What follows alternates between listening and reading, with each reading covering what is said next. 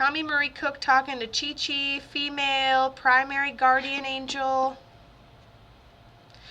She's like, it was medically, but it was one thing after another, after another, after another, after another. And she's very funny and she's very sarcastic and she's happy to be here and she enjoys her life. She goes, maybe a little grumpy at the end, but she said she had a hard time, like, eating. She kind of flips over a cup I give her. She goes, what's the point if you're not eating anything? So she talks about, like, how she's like, my heaven was a big buffet when I first got here.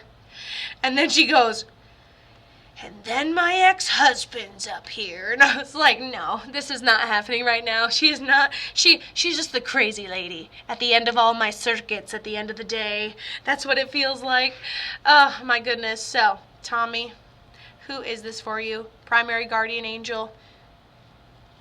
She said you have her jewelry, and then she makes me feel like we're wearing it or we're present with it or something, and then she goes, you know what's really good? Chocolate cake.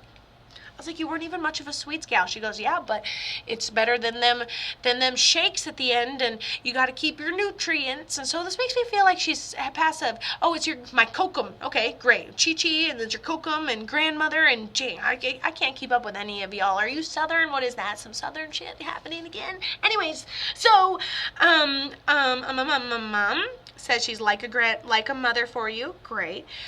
Do you have any of her jewelry? Okay, I'm Cree, native. All right, fair. I mean, that makes sense. And then we call them, oh, it must be in a different language. Cute. I thought we were doing like ya, me, papa. Like, oh, I can't handle it. I live in the South. I'm having some PTSD, but it's fine. Anyways, she's talking about jewelry we have in honor of her memory. You go, yes, I sleep with it beside me. What are we talking about again? I'm in a million miles an hour, but I'm so happy that we sleep with something in honor of her memory right beside us. She says, I was like, hold on, you get frustrated, you don't have as many dreams as you'd want to. Oh, you have jewelry, beautiful.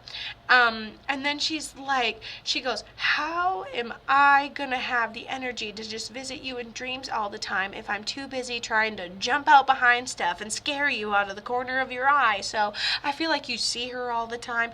Honestly, pure harassment. It's like losing a brother, to be honest with you. Just gonna be really honest with you. She's funny. She'll bust out of the nursing home. She's just got that personality. And she said the best thing about the human world was the food. And I cannot deny that. That's been a lot of my life. She's always doing this and visiting me in dreams. Yeah, she's always just harassing the shit out of you, visiting you in dreams. She's always getting into the snacks. I wouldn't be surprised if she's like moving cupboards and shit in your kitchen. All right, she's mischievous, and I love it. What did she pass from? I feel like she could just talk to us for days, to be honest. Let's try to keep her in check a little bit. What'd she pass from? And then she shows me a box of her ashes. I busted her out at the hospital and took her to get food. Tommy, you are, oh my goodness. So you busted her out of the hospital and you took her to get food. And what are the chances? She says the best part about physical world, the food.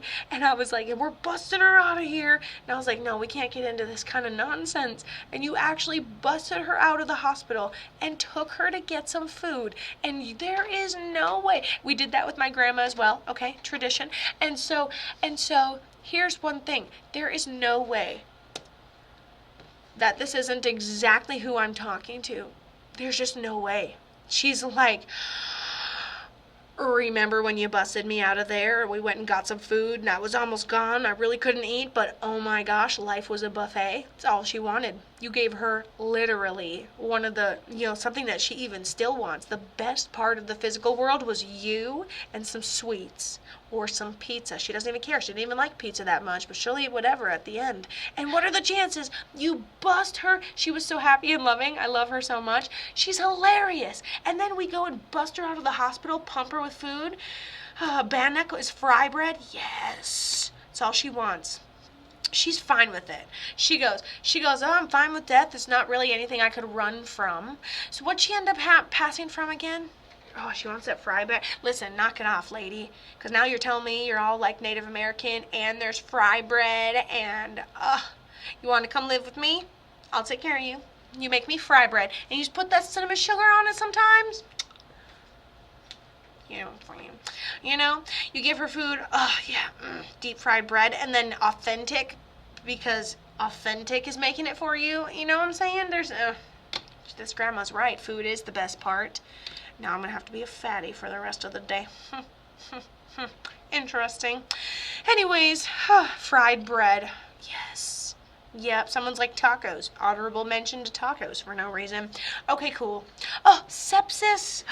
And there's not really much you can do, and it declines really quickly. And then she passed of sepsis, which is indication of like your body's doing a lot and we're wearing it down. One of the organs can leak into your bloodstream, and basically by then it's called sepsis. And then we decline that way.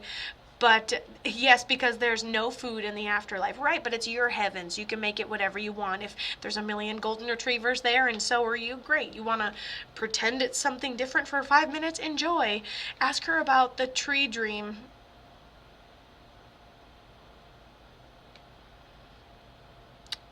Honestly, she says, well, I'm not as coordinated as I used to be. And that's what she said about it. So about your tree dream, wait, no food in the afterlife? Listen, if there's not pizza in the afterlife, they're going to have to figure out a way to send me back. So let's not start that rumor, because that I cannot confirm or deny. Okay? I just want the pleasure of melty cheese hitting my tongue for eternity. And if that is not heaven, keep me here. Keep me here. Don't care. I refuse. It's a tree outside my house I've been dreaming of. Okay. So, good. I'm like, were you in the tree? You fell out of the tree? You're not that coordinated?